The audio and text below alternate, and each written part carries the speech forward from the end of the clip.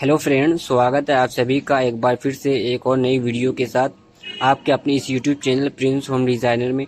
दोस्तों, आज हम बात करने वाले हैं कि यदि आपका कोई 10 फीट बाई 12 फीट का कोई रूम है या 10 फीट बाई 12 फीट की कोई वॉल है तो उसका आप ब्रिक कैलकुलेशन कैसे कर सकते हैं। मतलब आप ब्रिक कैसे निकाल सकते हैं कि आपकी 10 फीट बाई 12 फीट की वॉल में कितनी ब्रिक लगने वाली है। तो दोस्तों, आज की इस वीडियो में हम बहुत ही आसान और सिंपल तरीके से आपको बताएंगे यदि आपकी कोई 10 फीट बाई 12 फीट की कोई वॉल है तो उसमें आपकी कितनी ईंट लगने वाली है। तो चलते हैं दोस्तों, बिना टाइम वेस्ट किए जान लेते हैं।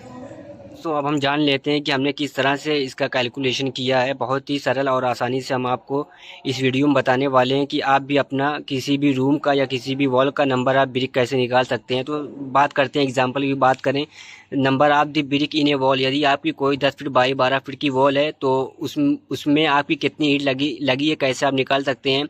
या एग्जांपल की बात करें, यदि आपका कोई 10 फीट बाई 12 फीट का रूम है उसका कैलकुलेशन आप कैसे कर सकते हैं। तो आज इस वीडियो में हम सब कुछ आपको बताने वाले हैं। तो सबसे पहले यहाँ पर आपकी कोई अगर वॉल है 10 फीट बाई 12 फीट की तो उसका कैलकुलेशन आप सबसे पहले निकाल लेंगे। इसी तरीके से आप दोस्तों अपने किसी भी वॉल का कैलकुलेशन निकाल सकते हैं। एग्जाम्पल की बात करते हैं तो यहाँ पर अगर हमारी कोई 10 फीट बाई 12 फीट की वॉल है उसका हम कैलकुलेशन करके आपको बता देते हैं कि किस तरह से हमने बहुत ही सरल और आसानी से कैलकुलेशन किया है।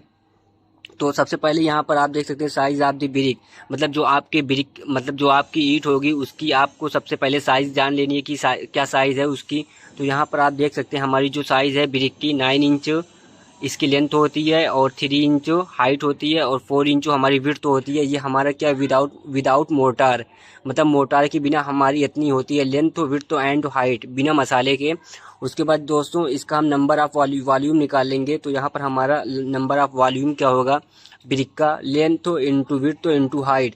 तो यहाँ पर दोस्तों देख सकते हैं 9.5 इंच हो गई हमारी लेंथ, 4.5 इंच हमारी हो गई विड्थ एंड 3.5 इंच हमारी हो गई हाइट। ये हमारा क्या विद मोटार, मतलब मोटार के साथ हमारा सब में 0.5 इंच ऐड हो गया है, लेंथों में भी और विड्थों में भी हाइट में हमारा 0.5 इंच सब में ऐड हो गया है। तो यहाँ हमारा विद मोटार के साथ हमारी वॉल्यूम ऑफ द ब्रिक आएगी।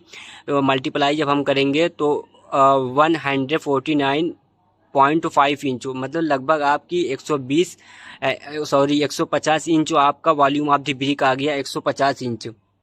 उसके बाद दोस्तों ये आप तो आपका आ गया volume of the brick with motor के साथ।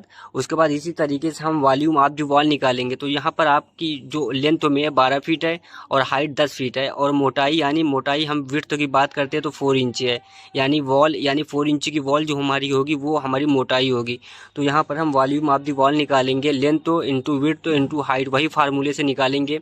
तो यहाँ पर आपकी हमारी लेंथ क्या है 12 फीट, क्योंकि हम 10 फीट बाई 12 फीट की एक वॉल का निकाल रहे हैं।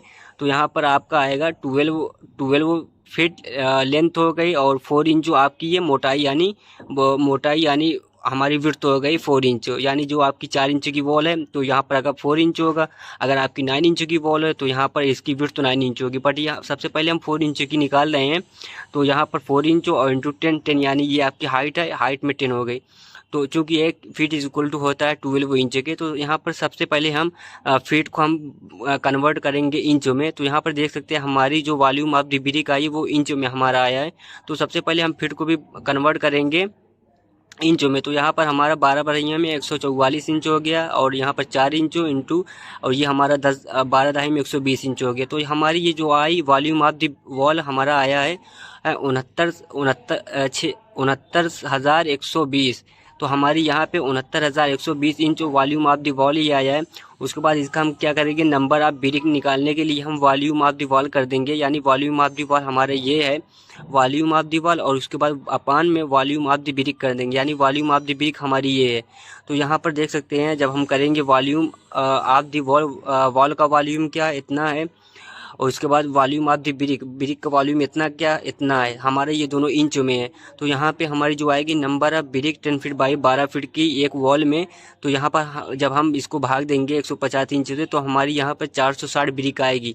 ये हमारा दोस्तों हमने यहाँ पर निकाली है 4 इंच वॉल के लिए। यहाँ पर देख सकते हैं हमारी जो विड्थ होती 4 इंच वॉल के लिए थी। तो हमारा नंबर ऑफ ब्रिक आया 460। अगर हम यही दोस्तों 9 इंच वॉल के लिए निकालते, अगर हम सपोज यहाँ पर 9 इंच विड्थ कर देते तो हमारी ये डबल हो जाती है। मतलब 4 इंच के बजाय हम अगर 9 इंच की वॉल के लिए निकालते तो हमारी यहाँ पर नंबर ऑफ ब्रिक आएगी इतनी 460 इंटू 2 कर देंगे तो यहाँ पर हमारी 920 ईंट आएगी फॉर 9 इंच वॉल के लिए। तो कुछ इस तरीके से दोस्तों आप भी अपने किसी भी वॉल का ब्रिक निकाल सकते हैं। ये वॉल का या आपका रूम हो गया, अगर इसी तरीके से आपका कोई 10 फीट बाई 12 फीट का रूम है तो सबसे पहले आप एक वॉल का निकाल लेंगे, उसके बाद इसी तरीके से आप दूसरी वॉल का निकाल लेंगे, इसी तरीके से आप तीसरी वॉल का और चौथी वॉल का भी इसी तरीके से निकाल सकते हैं। या तो सिंपल और आसान तरीके से हम बता देते हैं, यदि आपकी एक 10 फीट बाई 12 फीट की एक वॉल में 460 ईंट आई तो आपकी चार तरफ आपकी वॉल होगी, तो इसमें हम 460 में 4 से मल्टीप्लाई कर देंगे तो आपकी टोटल 12 बाई 10 फीट के रूप में टोटल नंबर ऑफ ब्रिक निकल के आ जाएगी कि आपकी 10 फीट बाई 12 फीट के रूम में 460 से मल्टीप्लाई 4 कर देंगे तो आपकी नंबर ऑफ ब्रिक निकल के आ जाएगी 10 फीट बाई 12 फीट के रूप में। तो दोस्तों ये वीडियो आपको कैसी लगी प्लीज़ हमें कमेंट करके ज़रूर बताएं, और अगर ये वीडियो आपको अच्छी लगी तो हमारी वीडियो को लाइक करें, कमेंट करें। और दोस्तों अगर अभी तक आपने हमारे चैनल को सब्सक्राइब नहीं किया है तो चैनल को भी ज़रूर सब्सक्राइब कर दें ताकि आने वाली तमाम वीडियो की नोटिफिकेशन सबसे पहले आप तक लगातार पहुँचती रहें। Thanks for watching.